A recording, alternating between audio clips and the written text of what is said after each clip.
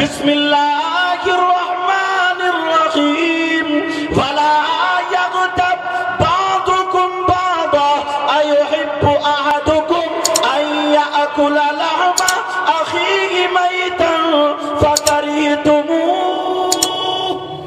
कुरान की आयत, इसका तर्जुमा सुनो। मैं मफ़हूमन तर्जुमा बयान करता हूं, एकदम सादा ताकि ज़हन में आ जाए। कुरान में ये बात मौजूद है, कुरान में है। कोई अगर एक भाई दूसरे भाई की पीठ पीछे बुराई करता है, गीबत करता है, चुगली करता है। अब जितनी तुमने चौराहों पे बैठक पे एक दूसरे की जो करी है वो दोहरा लियो अपने जहन में, और आज तौबा करनी पड़ेगी उससे मुबारक में इंशाअल्लाह। बोलो इंशाअल्लाह। आज लोग डरते नहीं, जरा सा मौका मिला ठोकर ठाकी शुरू, और ये समझता मैंने उसको नंगा कर दिया, बेनकाब कर दिया। कान खोल के सुन लो, अल्लाह फरमाता वला यग़्तब बादुकुम बादा अयुहिब्बु अहदुकुम अन याकुला लहमा अखीहि मैतन फकरिहतुमूह। आपस में एक दूसरे की गीबत मत करो। गीबत करना ऐसा है जैसे मरे हुए भाई का गोश्त। मफ़हूम तर्जुमा उलमा के लिए, आपके लिए तर्जुमा क्या है? समझ में आ रही बात? अब अगर कोई एक दूसरे की बुराई करे तो ये कुरान की आयत सामने रहे। आज के बाद कोई जबान खोलेगा किसी के लिए, बोलो वायदा कर रहा हूं उर्से पाक में। आज के नबी ने फरमाया अगर जबान की हिफाजत करो ना और शर्मगाह की हिफाजत करो तो जन्नत की जमानत मैं ले लूंगा। मगर जबान की इतना बड़बड़ जहां मिले जहां न ये देखा कि मुफ्ती साहब बैठे, आलिम साहब बैठे, इमाम साहब बैठे, कौन बैठे, बस ये सोचता मैं ज्यादा बोल लिया तो लोग ये समझेंगे मेरे अंदर बड़ी सलाहियत है। और अगर किसी की बातें ना बयान कर रहा, उसने कहा क्यों पीठ पीछे बयान कर रहा, तो बोला कि वो ऐसा था नहीं, वो था तभी तो कह रहा हूं मैं। अरे सुनो प्यारे, अगर मेरे अंदर वो कमी है और मेरी पीठ पीछे बयान कर रहा, यही तो गीबत है। और अगर मेरे अंदर वो कमी नहीं है और फिर पीठ पीछे बयान कर रहा तो गीबत नहीं है, वो तोहमत है, वो बहतान है। समझ में आ रही बात? आज के बाद कोई किसी की गीबत नहीं, और अगर करेगा तो ये कुरान के सामने रखा हुआ है, ये तुम एक पैगाम लेके जाओ। आज के बाद गीबत तो नहीं करोगे। बोलो अल्लाह फरमाता वला यग़्तब बादुकुम बादा अयुहिब्बु अहदुकुम अन याकुला लहमा अखीहि मैतन फकरिहतुमूह। अगर कोई आपस में गीबत करता ऐसा है जैसे मरे हुए भाई का गोश्त खाना। करो बोलो या अल्लाह हमारी तौबा। सब लोग हाथ उठा के तौबा करो, बोलो या अल्लाह हम तौबा करते हैं, मौला हमें गुनाह, हमारे तमाम गुनाहों को माफ फरमा दे और आज के बाद किसी की गीबत नहीं करें। एक बात अभी है 2-4 मिनट। एक औरत नबी की बारगाह में गई। अच्छा अल्हम्दुलिल्लाह, ये आपकी मोहब्बत है। हम लोग ना स्टेज पे रहते हैं उड़ीसा और कहाँ जाते तो आपस में हम लोग हंस भी लेते हैं। अल्लाह ताला बरकत अता फरमाए। तो तवज्जो है ना। एक औरत गई कहाँ नबी की बार अपने मसाइल पूछने के लिए। नबी डायरेक्ट बोले क्या तुम अपने मरे हुए भाई का गोश्त खा के आई हो? तो वो दोनों एक दूसरे को देखने लगी। आका कह क्या रहे? नबी ने फरमाया मरे हुए भाई का गोश्त खा के आई हो। आका कौन खाएगा अपने भाई का गोश्त, कैसे खा लेंगे हम? आका ने फरमाया खा के आई हो। कहती है कसम है रब्बे जुल जलाल की, आका गोश्त की बात कर रहे हैं, वो भी मरे हुए भाई के। आज तो मुर्दा की तो बात अलग रही, हमने हलाल भी गोश्त ही नहीं खाया है। नबी ने फरमाया उधर जाओ, अपने हल्क में उंगली डालो, कै करो। वो दोनों उधर गए, हल्क में उंगली डाली, कै करी तो गोश्त की बोटी और लोथड़े निकल रहे थे। जब सामने मंजर आया, अब तो उनके पांवों के नीचे की जमीन निकल गई। कहने लगी आका मंजर क्या है? आका कसम है रब्बे काबा की, आका हमने आज गोश्त नहीं खाया, मगर आप इरशाद फरमाया ये कहां से आया? नबी ने फरमाया तुम किसी की गीबत करके आई हो, किसी की चुगली करके आई हो, पीठ पीछे बुराई करके आई हो। गीबत करना, चुगली करना,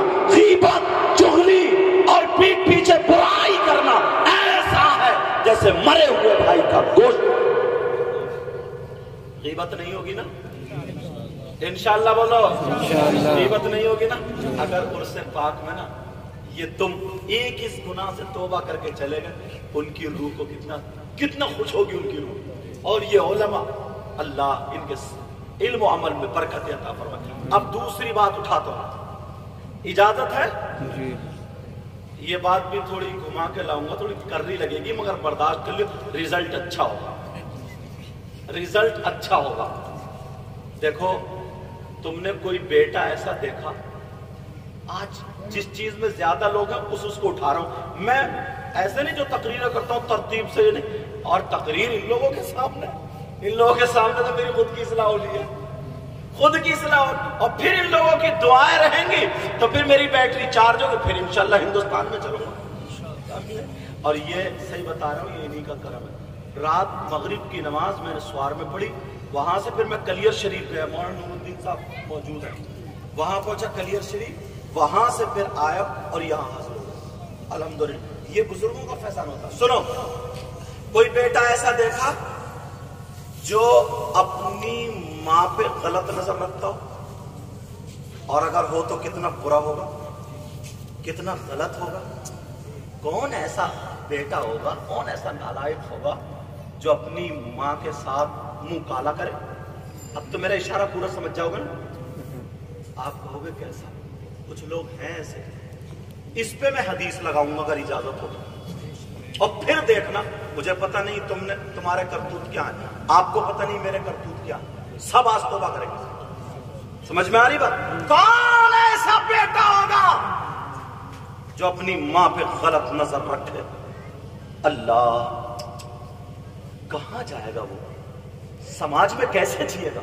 मगर पता नहीं है, आप बहुत भोले हो, आप इल्म हासिल नहीं करते हो, उलमा से दूर रहते हो, अपने मतलब के लिए सिर्फ पहुंचते हो। ये मतलब, ये सारी चीजें यही रख के रह जाएगी। आप बहुत भोले हो, बहुत सीधे हो, होश में आओ, होश में। कौन बेटा है ऐसा जो मां के साथ मुंह काला करे? सुनो, किसी की बात गलत हो सकती है, नबी की नहीं हो सकती। आका फरमाते सूद ब्याज, तवज्जो रखना, क्या बोलो? सूद ब्याज। हजरत बड़ी तेजी से लोग, एक तो ये कह रहा था, अरे घर बैठा हूं, पैसे से पैसा कमा रहे हो, बैठा रहे घर, कब्र में जब ठुकाई होगी ना, गुर्ज पड़ेंगे, तब ठीक हो जाएगा, सारा ब्याज निकल जाएगा, सारा हिसाब किताब हो जाएगा। कान खोल के सुनो, जो लोग 20 ब्याज और सूद का कारोबार करते हैं, पैसे से पैसा कमाते हैं, 1 लाख रुपया किसी की बेटी की शादी मजबूरन उसने लिया, 1 लाख रुपया लिया, 1,10,000 वापस हासिल करते हो, इस पर पैसे देते हो, इसको सूद बोलते हैं, ब्याज बोलते हैं। जो लोग सूद खाते हैं, ब्याज खाते हैं, सूद लेते हैं, ब्याज लेते हैं, सूद देते हैं, ब्याज देते हैं, कान खोल के सुन लो, नबी फरमाते हैं, आका फरमाते हैं, और ये वो आका है, अगर जिस चीज को आका ने हलाल कर दी कह दिया तो वो हलाल है, जिसको हराम कह दिया तो वो हराम है। और आका अल्लाह अगर दिन को रात कह दे तो रात होगी, और अगर रात को दिन कह दे तो दिन होगी। वो आका बयान फरमाते हैं, कहते सूद और ब्याज, इसका जो गुनाह होता है, हदीस का तर्जमा सुना रहा हूं मफहूमन, जो इसका गुनाह होता है उस गुनाह के 70 दर्जे हैं। कितने बोलो? याद भी करो, पीछे वालों बोलो कितने बोलो? दर्जे का मतलब इतना बड़ा, इतना बड़ा, इतना ही बड़ा नहीं होगा, समझाने के लिए हाथ से कह रहा हूं। दर्जे का मतलब समझ में आ रही? इतना बड़ा, इतना बड़ा, 70 दर्जे।